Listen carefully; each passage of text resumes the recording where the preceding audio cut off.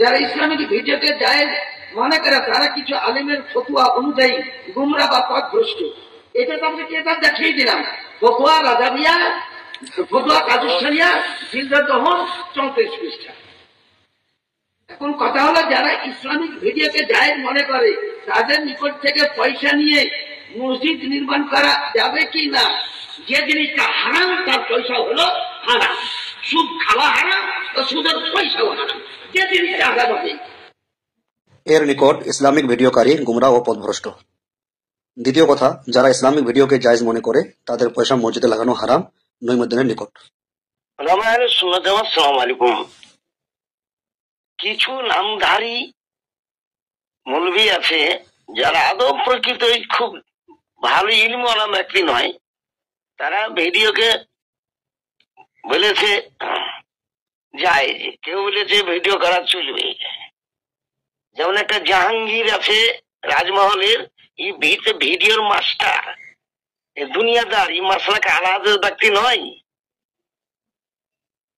আর একটা ভিডিও বাজ আছে আমজাদ সিমনানি, এরা ভিডিও ইউটিউবারকে বেঁধে নিয়ে বাড়ায়।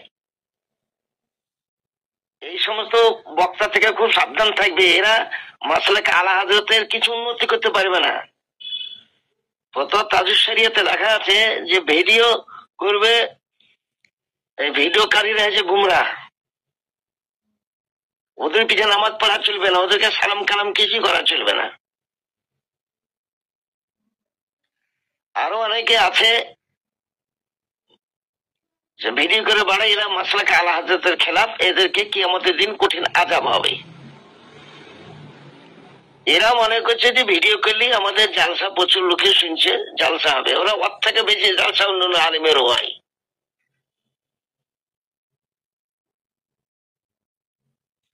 তার মধ্যে একটা আছে সালমান আজহারি, একটা আমিনুল কাদেরি, এরা সব ভিডিও বাজ, এরা পিওর মাসলাকে আলা হাজরতের ব্যক্তি নয়।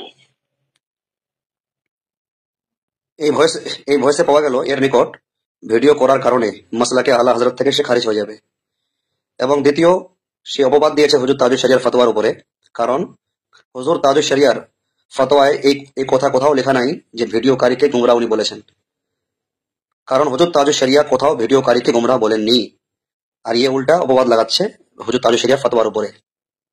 ফতোয়া তাজুস শরিয়াতে লেখা আছে, ফতোয়া তাজুস শরিয়ার উপরই ফতোয়া দিয়েছে, ও ফতোয়া তাজুস শরিয়ার উপরই ফতোয়া পড়েছে। ততক্ষণ পর্যন্ত তাকে ছাড়া যাবে না যতক্ষণ সে না বসবে কিংবা রুজু নামা না করবে, যতক্ষণ সে ভুল স্বীকার না করবে ততদিন পর্যন্ত ছাড়বো না। আমার নাম মোহাম্মদ নাঈমুদ্দিন রেজভী। কোন কিতাব কদ্দুর লেখাপড়া জানে তাকে না দেখা দম নাই। জাহাঙ্গীর সাহেব, তুমি রুজু করো, তওবা নামা পেশ করো, নাহলে তাজদিদে নিকাহ করতে হবে। নাঈমুদ্দিনের নিকট ভিডিওকে জায়েজ বলার কারণে তাজদিদে নিকাহ করতে হবে। যারা ইসলামী ভিডিওকে জায়েজ মনে করে তাকে আবার পুনরায় বিবাহ করতে হবে। শরীয়তের দলিলে লেখা আছে হারামকে যদি কেউ হালাল মনে করে কিন্তু সে কাফের হয়ে যাবে আর বিবি তালাক হয়ে যাবে। জাহাঙ্গীর সাহেব বলেছে যে হারাম মনে করি করি, হারাম মনে করে করার দলিলটা দাও তো, তাহলে কি হয়? যে হারাম মনে করে সে ব্যক্তি কি হয়? হারামকে যদি কেউ হালাল মনে করে তার উপর ফতোয়া কি? ঘুরিয়ে বিবির সঙ্গে বিয়া পড়াওগা। এই নাঈমুদ্দিনের নিকটে ভিডিওকে জায়েজ মনে করে করলে কাফির হয়ে যাবে। তার ভয়েস দ্বারা এটা বোঝা যায় ভিডিওকে জায়েজ মনে করে করলে কাফির হয়ে যাবে। দ্বিতীয় কথা, ভিডিওকে জায়েজ মনে করে করলে বহু তালাক হয়ে যাবে। এটা হলো নাঈমুদ্দিনের নিকট। সৈয়দ মাদানী মিয়া হুজুরের এরিয়াতে আমরা বলে আসলাম ভিডিও সম্বন্ধে হারাম হারাম হারাম, আসাদ হারাম।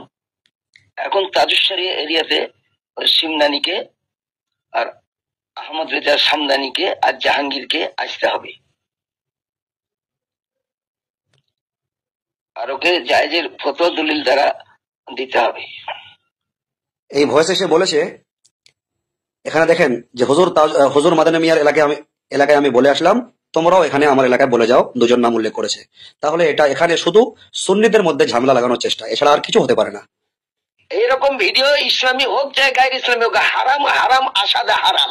হারামের একটা মুরতাকিব হারাম কাজ নিজে করছে, আর কত লোক এরকম করিয়ে দিলে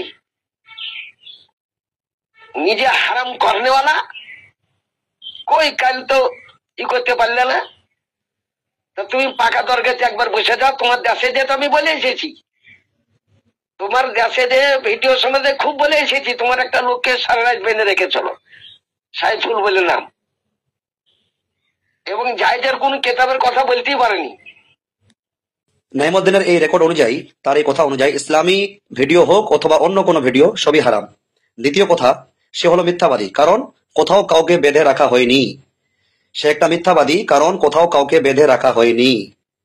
ওলামায়ে সুন্নাত আসসালামু আলাইকুম। তিনজন সব থেকে বেশি বড় খাতারনাক,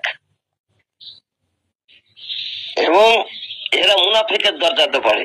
এক নম্বর হচ্ছে জাহাঙ্গীর, ঝাড়খণ্ডী জাহাঙ্গীর, ইলম কালাম সেরকম কিছুই নাই। এক নম্বর জাহাঙ্গীর, একটা হচ্ছে সিমনানি, আমজাদ হোসেন সিমনানি, একটা হচ্ছে গোলাম সামদানির বেটা আহমদ রেজা। এরা তিনজনের ভিডিও এখন পর্যন্ত জায়েজ কোন কেতাব থেকে প্রমাণ করতে পারলো না, আর পারবেও না। অতদিন পর্যন্ত ছাড়বো না যতদিন পর্যন্ত তওবা নামা পেশ না করবে। ও ঝাড়খণ্ডী এও বুঝেন কঠিন খাতারনাক রেজবি দোহাই দেওয়া লোকে মনে রেজবি, রেজবি নয়। রেজবিলাকে জালসাই হয় চলবে না, সামদানি কেউ লেয়া চলবে না, সামদানি কেউ লেয়া চলবে না।